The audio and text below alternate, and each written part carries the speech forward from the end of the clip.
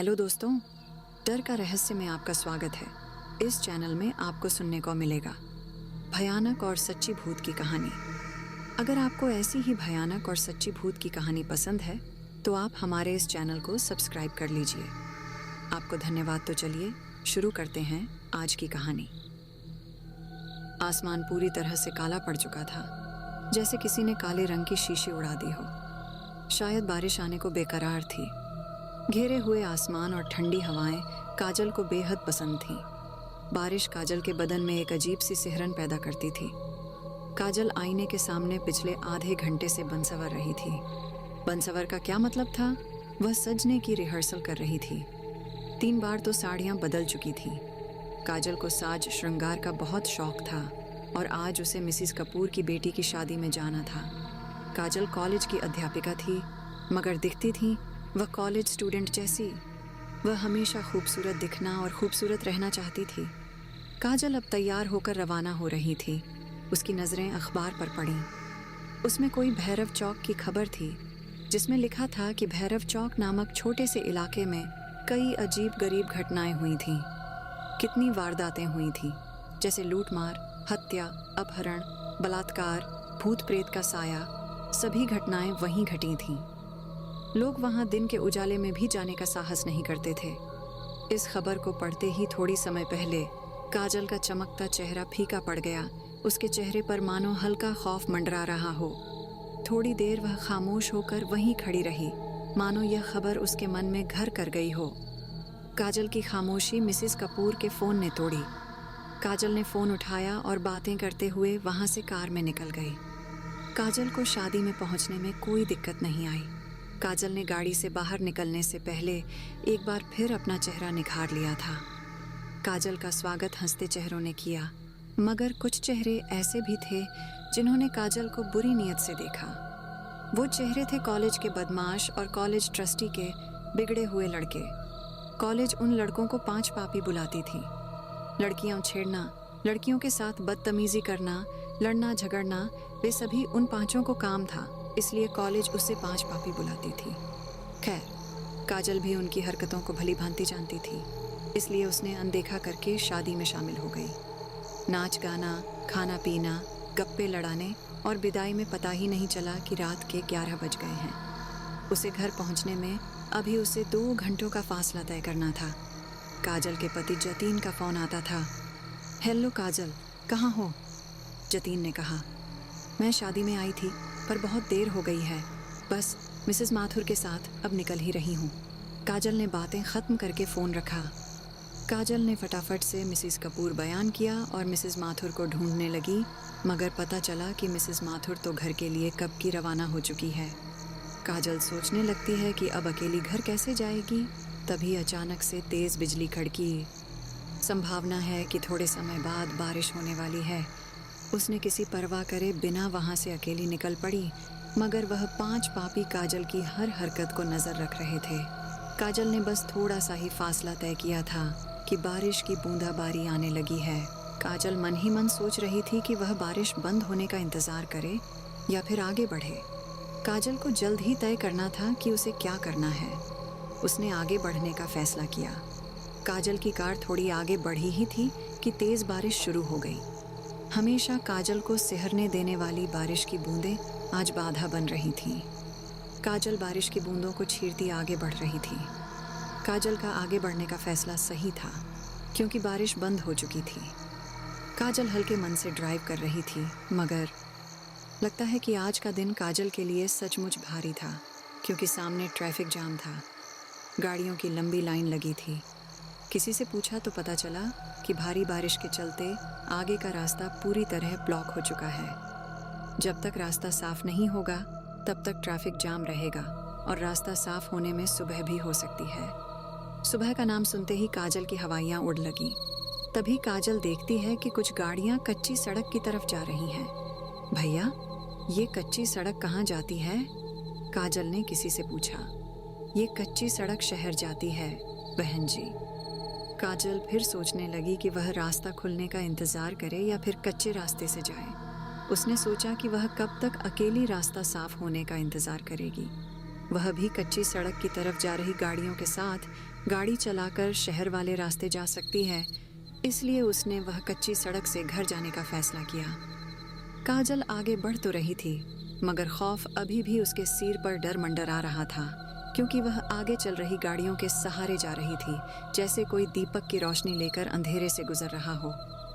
आगे चल। गाड़ियां की रफ्तार तेज होती है। वह सब काजल की कार से आगे बढ़ जाती है। इतनी बढ़ जाती है कि वो सब कारें हेडलाइट के सहारे देखी जा सकती थीं। आलेख काजल भी उन तक पहुंचने के लिए अपनी गाड़ी की स्पीड बढ़ाती है, मगर गाड़ी अचानक से बंद हो जाती है। गाड़ी बंद होते ही काजल बदहवास सी हो जाती है। वह वहां अकेली थी, आगे पीछे कोई नहीं था। आगे जाती गाड़ियां एक के बाद एक आंखों से ओझल हो रही थीं। काजल अब बेचैन सी होने लगी थी। धड़कनें तेज चल रही थीं। उसके माथे से डर की बूंदें एक के बाद टपकने लगी थी। उसके आंखों में खौफ साफ दिख रहा था। वह घबीरा कर्षक जोर जोर से सांस ले रही थी। उसने अपने पर्स से फ़ोन निकाला और जतीन का नंबर डायल करने लगी, मगर वहाँ मोबाइल कनेक्शन के नाम पर कुछ नहीं था। वह इतनी डर गई थी, वह गाड़ी से बाहर निकलना भी नहीं चाहती थी। उसे कुछ सूझ नहीं था, बस गाड़ी स्टार्ट करने में लगी थी। वह बार बार चाबी को दाएं बाएं घुमा रही थी, मगर नतीजा वही गाड़ी स्टार्ट नहीं हो रही थी। अचानक से काजल की नज़र उसके पर्स में जाती है और उसमें एक तवीज़ दिखता है। वो तवीज़ जो काजल की माँ ने आखिरी सांस लेते समय दिया था और कहा था कि ये तवीज़ बुरे वक्त में तुम्हारी हिफाजत करेगा। काजल ने तुरंत तवीज़ लिया और आंखें बंद करके फिर से गाड़ी स्टार्ट करने की कोशिश करने लगी। माँ का दिया तवीज़ काम कर गया था। गाड़ी एक झटके में स्टार्ट हो गई थी। काजल के तो जान में जान आई हो, ऐसे राहत की सांस ली। काजल तवीज़ की शक्ति से अचंभित हो गई। वह समय व्यर्थ किए बिना वहां से चल दी। डर की सच्ची कहानी। काजल ने 1 आधा किलोमीटर का रास्ता काटा था। वहां उसे एक बोर्ड दिखता है। उस पर लिखा हुआ था भैरव चौक। भैरव चौक नाम पड़ते ही रोकटें खड़ी हो गईं और आंखें खुली की खुली रह गईं। उसकी सांसें फिर से तेज रफ्तार से बढ़ने लगीं। वही भैरव चौक जिसके बारे चांदनी ने पढ़ा था, जहां पर खून, बलात्कार जैसी घटनाएं हुई थीं। उसने फिर से तवीज़ को हाथ में थामा और एक पल के लिए आंखें बंद की, जैसे वह भगवान से दुआ मांग रही हो कि अब की बार गाड़ी बंद ना हो। मगर ये क्या? काजल की कार भैरव चौक के नाम के बोर्ड के ठीक सामने आकर रुक गई। काजल ने बाहर का नज़ारा देखा तो वहां अंधेरा और डरावना था। जुगनू की टमटमाटी रोशनी के सिवा कुछ दिखाई नहीं दे रहा था। काजल ने फिर से तवीज़ उठाया और आंखें बंद करके भगवान का नाम लेती हुई गाड़ी स्टार्ट करने में जुट गई। गाड़ी के चाबी को दाएं बाएं घुमाकर उसकी उंगलियों तक थक गई थी, मगर अब की बार गाड़ी शुरू होने का नाम ही नहीं ले रही थी। 1-2 बार फ़ोन भी लगाया, मगर वहाँ भी उसे नाकामी मिली। वो इतनी डरी हुई थी कि गाड़ी से बाहर निकलने में भी उसके पैर कांप रहे थे। तभी उसे सामने कुछ दिखा। सामने से सफ़ेद रंग की कुछ धुंधली धुंधली आकृति आ रही थी।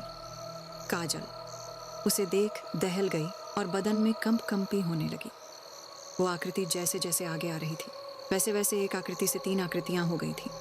काले घने अंधेरे में सफ़ेद रंग साफ साफ दिख रहा था। काजल उसे देख बस सोच रही थी, ये क्या आ रहा है? सफ़ेद चादर ओढ़े कोई आदमी या फिर कोई भूत प्रेत? काजल के पसीने छूटने लगे थे। वो काजल ने जल्दी से गाड़ी के शीशे बंद है कि नहीं ये तसल्ली कर ली और वहाँ बैठे बैठे तवीज़ को थामे आंखें बंद करके भगवान का नाम जपने लगी। अब वो आकृतियाँ काजल के गाड़ी के आगे पीछे मंडराने लगी थीं। सहमी हुई काजल ज़ोर ज़ोर सांसें लेकर हल्की सी कंकियों से देख रही थी। तभी किसी ने गाड़ी के शीशे पर ज़ोरदार वार किया। काजल उस तरफ देखा तो मालूम पड़ा कि वो गाड़ी के शीशे तोड़ने की कोशिश कर रहे थे। काजल घबरा के ज़ोर ज़ोर से चिल्लाने लगी, बचाओ बचाओ। काजल चिल्लाती रही और वो शीशे पर वार करते रहे और एक शीशा तोड़ दिया। शीशे टूटते ही काजल को कहीं से मदद मिल जाए, इसलिए वो ज़ोर से चिल्लाने लगी, बचाओ, कोई मुझे बचाओ। किसी ने गाड़ी का दरवाज़ा खोल दिया और काजल का हाथ पकड़ के गाड़ी से एक झटके में बाहर फेंक दिया। काजल गाड़ी से बाहर गिरकर एक पत्थर से आ टकराई। काजल मानो अधमरी सी हो गई थी। उसने हिम्मत जुटाई और वहाँ से उठकर खड़ी हो गई तो उसने देखा कि वहाँ 3 सफ़ेद चादरें ओढ़े 3 शख्स थे। वो तीनों के चेहरे काले, दहशत भरे और भयानक थे और सभी हाथ में चक्कू लेकर खड़े थे। काजल समझ गई कि ये सभी लुटेरे हैं और बिना कुछ बोले काजल ने सोने चांदी के जेवर निकालने लगी। ये सब ले लो, मगर मुझे जाने दो, काजल ने उन लुटेरों से बोला। एक लुटेरा ने तुरंत काजल के हाथों से सभी जेवर छीन लिए। काजल अभी भी बिकल बिलकर रो रही थी। ये सब तो हम लेंगे ही, मगर इतनी लूट काफ़ी नहीं हमारे लिए, एक लुटेरा ने काजल के ऊपर हवस भरी नज़र डालते हुए कहा। काजल ने लुटेरों का इरादा समझ लिया था और एक सांस लेकर वहाँ से भागी। वो तीनों भी काजल के पीछे भागे, मगर सहमी हुई काजल कितने तक भाग पाती। उन तीनों भेड़ियों ने आखिरकार काजल को पकड़ ही लिया। बचाओ बचाओ, काजल पूरी ताकत से चिल्लाई। यहाँ तुम्हें बचाने वाले कोई नहीं आएगा, चिल्लाओ जितना चिल्लाना हो उतना, एक लुटेरा हंसते हुए कहा। तभी एक लुटेरा पर पीछे से तेज वार होता है। वह लुटेरा वहीं ढेर हो जाता है। काजल को एक आशा की किरण दिखाई देती है। वह दोनों लुटेरे पीछे देखते हैं कि ये वार किसने किया। काजल भी उस तरफ देखती है जहाँ से वार हुआ था। वहाँ वह कॉलेज के 5 स्टूडेंट्स थे जिन्हें कॉलेज 5 पापी कहकर बुलाया जाता था। वे 5 स्टूडेंट्स बचे 2 लुटेरों पर झपटते हैं, उन्हें मार मार कर बेहोश कर देते हैं। काजल वहाँ सहमी खड़ी, आंखों से आंसू बहाती बस देख रही थी और सोच रही थी कि जिस 5 पापी को बुरा और गलत समझ रही थी, वही लोग आज काजल को बुरे हादसे से बचा रहे थे। मैडम, हम बुरे हैं मगर इज्जत सबकी करते हैं, आप बिना फिक्रे होकर जाइए। ये बंटी आपको सुरक्षित घर तक छोड़ देगा और हम इन लुटेरों को पुलिस के हवाले कर देंगे। इन लोगों ने भूत प्रेत के नाम पर बहुत लूट मचा रखी थी, अब पुलिस इन्हें मज़ा चखाएगी, एक स्टूडेंट ने कहा।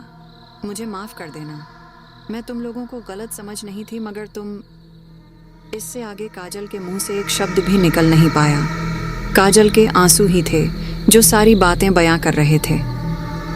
काजल वहाँ से सुरक्षित होकर घर गई। तो दोस्तों, आज की कहानी यहीं तक थी। अगर आपको ऐसी ही भयानक और सच्ची भूत की कहानी पसंद है तो आप हमारे इस चैनल को लाइक और सब्सक्राइब कर लीजिए। फिर मिलते हैं इस चैनल डर का रहस्य की अगले वीडियो में। तब तक आपकी और अपनी फैमिली का ख्याल रखें। धन्यवाद।